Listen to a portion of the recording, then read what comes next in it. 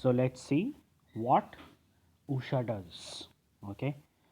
Again, good morning, class 5. So, welcome back. Come to page number 13 of your book, and we will be completing a new flower, that is chapter number 1 by Ruskin Bond, the second part. She unfurled her pretty blue umbrella and advanced on the goat, shouting at it in goat language. She had her own goats at home, so she was able to understand the goats as she had goats in her home.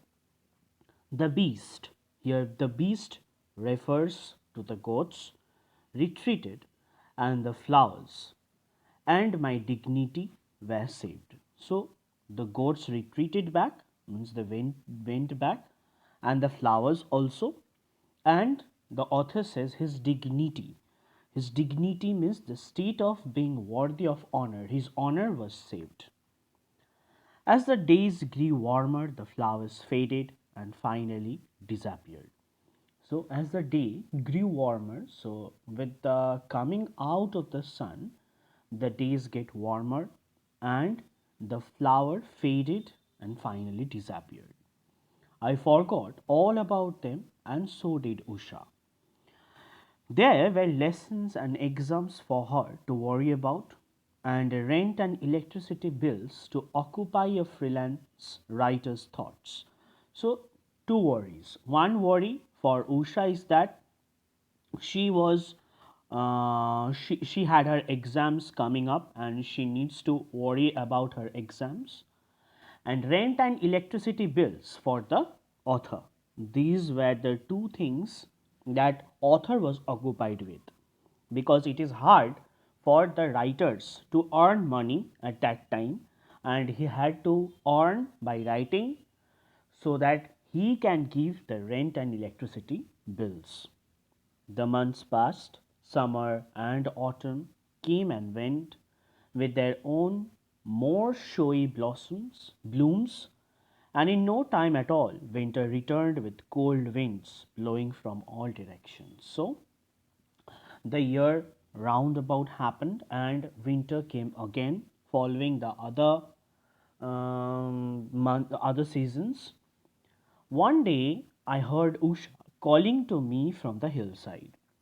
I looked up and saw her standing behind a little cluster of golden, star shaped flowers. Not perhaps as spectacular as Wordsworth's field of golden daffodils, but nevertheless an enchanting sight for one who had played a small part in making sure they lived. So, on one day during the winter, Usha called from the hillside to looking at the author. You can see it in the picture. She is calling the author from the top.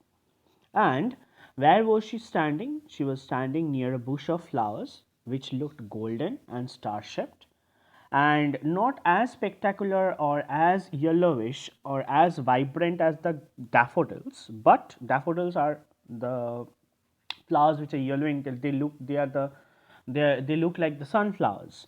So not as colorful as the daffodils, but nevertheless an enchanting sight, means a very delightful, a very happy sight for the one who had played, means Usha had played a part of keeping those flowers live, okay, so that they live.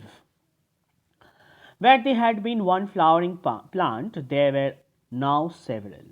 So before, in the previous winter, they could only see one of them, but now it has got many. Usha and I speculated on the prospect of the entire hillside being covered with the flowers in a few years' time. So they guessed that on that prospect of the entire hillside, means on that hillside, there were there were flowers, that there were those new flowers everywhere. I still do not know the botanical name for the little flower, so the author is telling us that he doesn't know the name of that flower. I cannot remember long Latin names anyway, but Usha tells me that she has seen it growing near her father's village on the next mountain, and that the people call it Basant, which means spring. So that flower's name is Basant or spring. Although I'm just a little disappointed that we are not, after all, the discoverers of a new species that is outweighed by pure pleasure in knowing that the flower flourishes in adversity. May it multiply. So, author was little disappointed as Usha said that she had already seen, or the people in the village have already seen that flower and they have named it as Basant.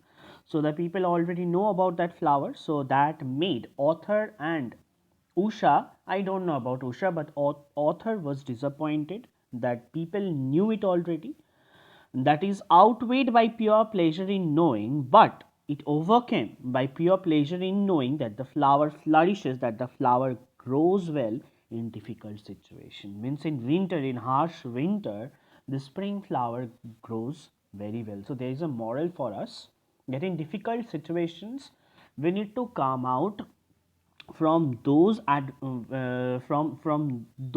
situations flourishingly. Okay, you need to cope up in every difficult situation and come out from that difficult situation from from your life. Okay, so for that you have to fight, you have to study, you have to concentrate, you have to maintain your cordial and friendly relationship with all the teachers and your friends, and listen to your elders. Okay,